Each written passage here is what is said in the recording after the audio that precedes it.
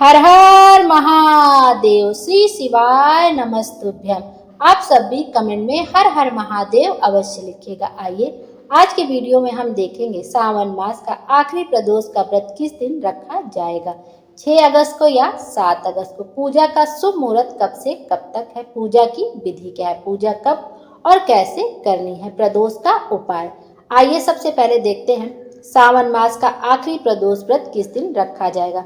सावन के शुक्ल पक्ष की त्रयोदशी तिथि का आरंभ 6 अगस्त बुधवार के दिन दोपहर 2:08 पर होगा। वहीं इसका समापन 7 अगस्त गुरुवार के दिन दोपहर 2:27 पर होगा।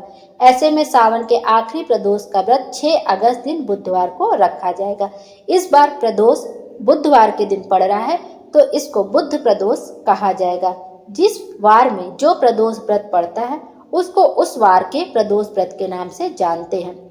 सावन आखिरी प्रदोष व्रत का पूजा का शुभ मुहूर्त। सावन के आखिरी प्रदोष की पूजा के लिए 6 अगस्त को प्रदोष काल का समय शाम 7:08 से शुरू होगा और रात 9:16 तक रहेगा। ऐसे में पूजा के लिए कुल अवधि 2 घंटे 8 मिनट की है।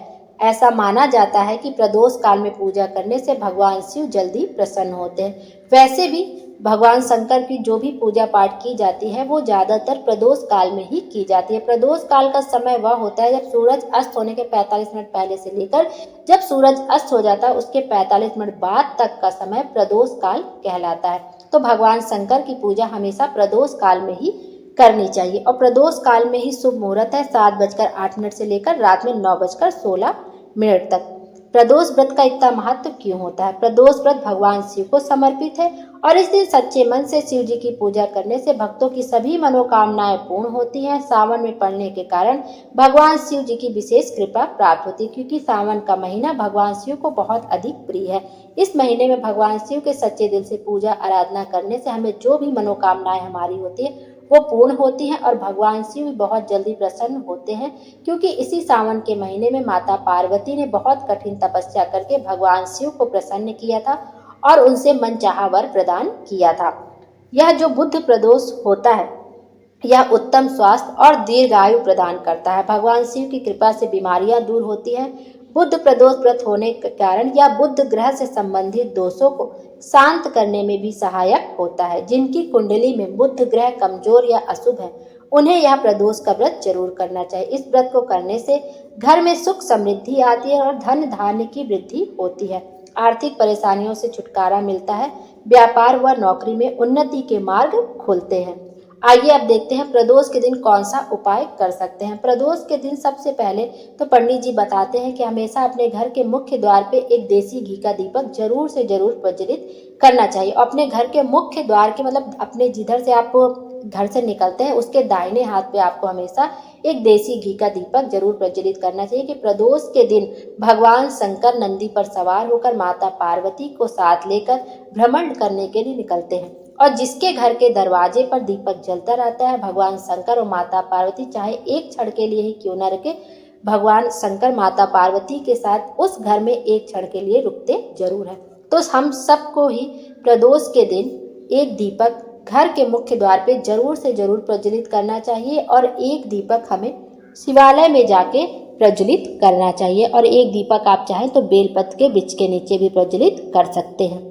और प्रदोष के दिन आप यह उपाय कर सकते हैं कि आप 108 चावल के दाने ले लीजिए या मूंग के दाने ले लीजिए। जब भी आप भगवान शंकर का पूजन करें तो 108 चावल के दाने अपने हाथ में रख के अपनी हथेली में रखकर भगवान शिव के शिवलिंग पर समर्पित कर दे। आपकी जो भी मनोकामना वो मनोकामना बोलते हुए भगवान शिव के शिवलिंग पर समर्पित कर दे। आपकी मनोकामना जरूर से जरूर पूर्ण होगी।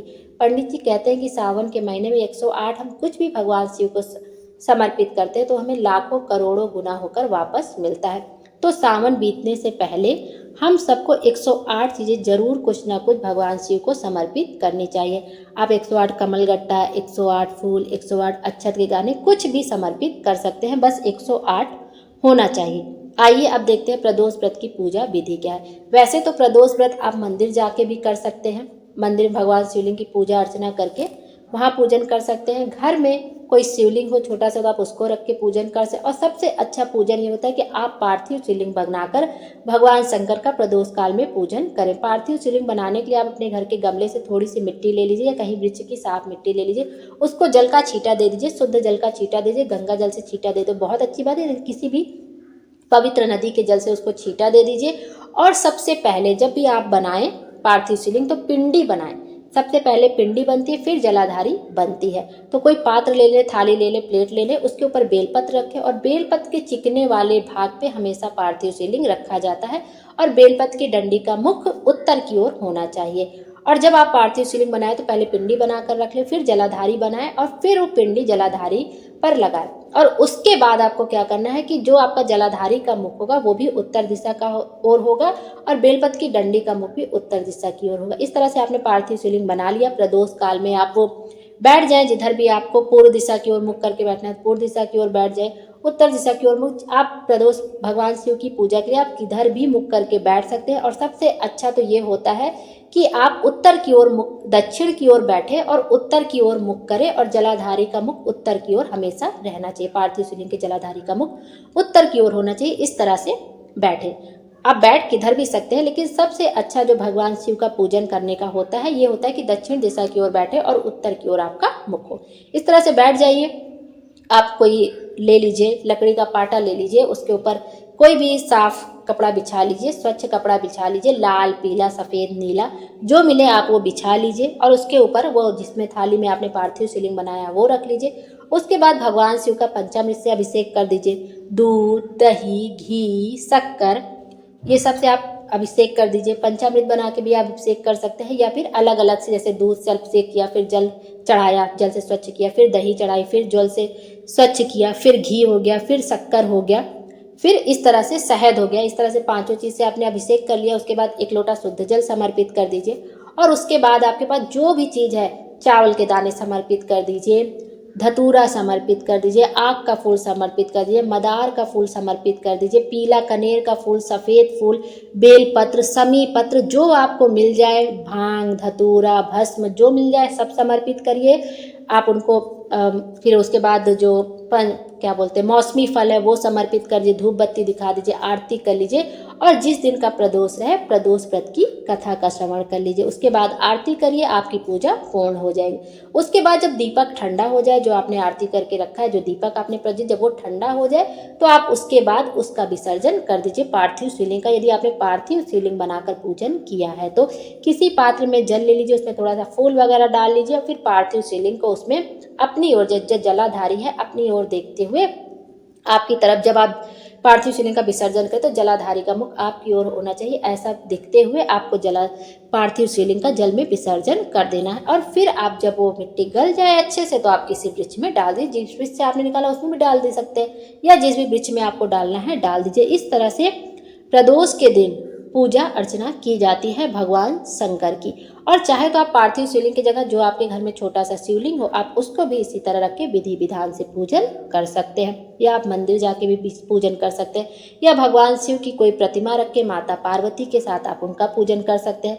जो भी पास आपके सामग्री है सब चढ़ा, जनेऊ है, कलावा है, वस्त्र रूप कलावा समर्पित कर दिए। जनेऊ आपकी श्रद्धा के ऊपर है, जितना सब कुछ आपके पास है, जितना बन पड़े आप पूजन कर लीजिए। बस प्रदोष के व्रत में एक बात का ध्यान रखना रहता है कि इस दिन नमक का सेवन कोशिश करनी चाहिए कि नमक का सेवन ना करें, लेकिन जिनको दिक्कत है वो नहीं रह पा रहे बिना नमक के तो वो सेंधा नमक का सेवन कर सकते हैं। इस तरह से प्रदोष के दिन हमें भगवान शंकर के विधि विधान से पूजन करने चाहिए। भगवान हम सब की मनोकामना पूर्ण करें, हमारे जीवन को खुशियों से भर दें। Thank you.